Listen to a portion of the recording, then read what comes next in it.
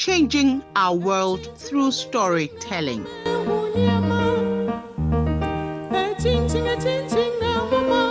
The gift. It had been 12 long weeks of vigorous studies.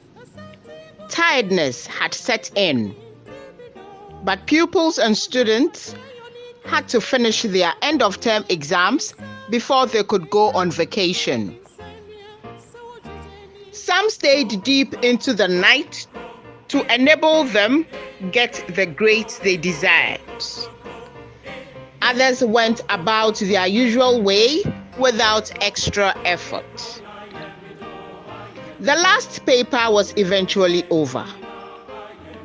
After the last paper, Dasibre Fokuo put his head on the table and thanked God for seeing him through another term in school. When he got home after school, he took a shower and lay on the bed. As he recalled events of the just ended term, he fell asleep. When his mother got home, she went to Dasibre's room and found him deeply asleep. She woke him up to have supper. He raised his head and said, "Mama, please, I am tired. I want to sleep." His mother allowed him to sleep. He woke up around 6 a.m. the next morning. As he lay on the bed, he asked himself what he could do to make use of the 3 weeks vacation. He said to himself, "I can't be sleeping throughout the vacation. I need to make good use of my time." He got out of bed, spent some time in prayer, and then went to brush his teeth, did his house chores, and took his bath. After breakfast, he washed his cup and plates, cleaned the table, and went for one of his old exercise books. He kept thinking through what to do. He said to himself, "Mr. Amponsa says I should work on my essays, so I'll be writing more essays and read more. I'll research on the rest of the topics for the other subjects for the 3rd term. I'll spend an hour and a half playing football. I'll do some drawing and painting, and I'll learn to fix my torn buttons. I'll not wait till school is about to reopen before I wash my lunch bag, uniforms, and other items that I'll need for school.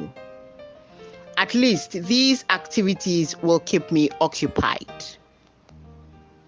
His mother, Auntie Molua, had a meeting at 10 a.m., so she did not rush to work that morning. She spent some time with Dasibre. He outlined his plans for the vacation, and his mother was impressed that her 9-year-old son did not wait to be told how to plan for his vacation, but did it himself.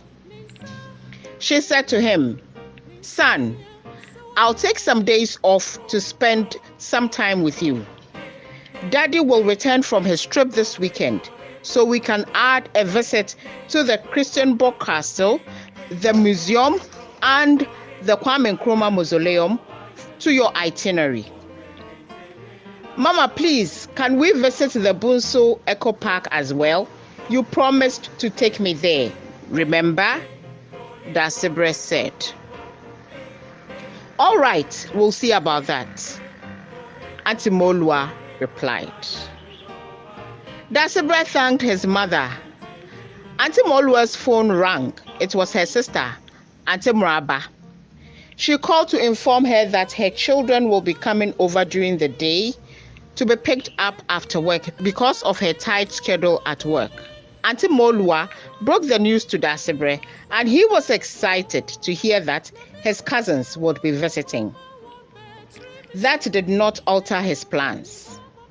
He went ahead and drew a timetable and looked forward to seeing them. After an hour, the doorbell rang. He ran to open the gate. It was Auntie Muraba, Afrani, Ama Santua, and Opong. When they entered the hall, Auntie Mraba spotted a beautiful painting on the wall. She asked her sister how much she bought that, and Auntie Mraba replied that it was Dasibre's work. "You don't say! That's beautiful. You should encourage him to do more. Well done, Dasibre. Can you do more of these? I'll be having an exhibition at the Accra City Hotel on the 5th of May. I'll add them to the collection if you can." Auntie Mraba assured Dasibre.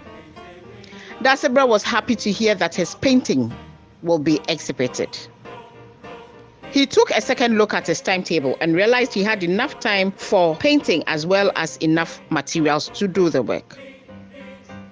He called his cousins and said to them, "Guys, I know it's vacation and we all want to rest. We can't be resting throughout, else we'll go rusty when school reopens. A little bit of reading and playing and sleep. We need a balanced vacation. I hope you get my point. This is the timetable I put together. Let's go through it and see how to go about it." Opon did not like the idea of reading. He was for only playing. His facial expression depicted he disagreed to the timetable. Dasibre tried to convince Opon that reading improves one's knowledge in various fields. Ama Santua reminded Opon that his mentor, Uncle Kwame Sefakai, loves to read, else he would not be what he is today. Opon, on hearing Uncle Kwame Sefakai's name, agreed to the reading bit. They followed the schedule, and as days went by, they summarized their achievements at the end of every week. They enjoyed their excursions too and learnt a lot. Afrani enhanced his pencil art skills and together with Dasibre had about 10 beautiful works for the exhibition. Auntie Mraba presented all the works during the exhibition, and to her surprise, the ones done by Dasibre and Afrani had the highest bids. They received 20,000 Ghana cedis, and Dasibre suggested they donate the money to the Kresna Handmaids Orphanage at Otating and the Missionaries of Charity in Ghana at Ashaman. Auntie Molua and her sister arranged for the donation. When presenting the money, Afrani said, "We need children to help our fellow children who are in need. This is our widow's mite." Later in the evening, Dasibre's parents thanked him for his kind gesture. His father said to him, "Dasibre Fokyo Saki, you have indeed made me proud. I thought you were going to ask for a PS5 with that money, but you thought of the less privileged. May that thought open more doors unto you."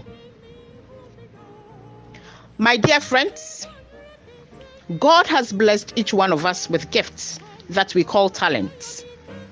What are you using yours for?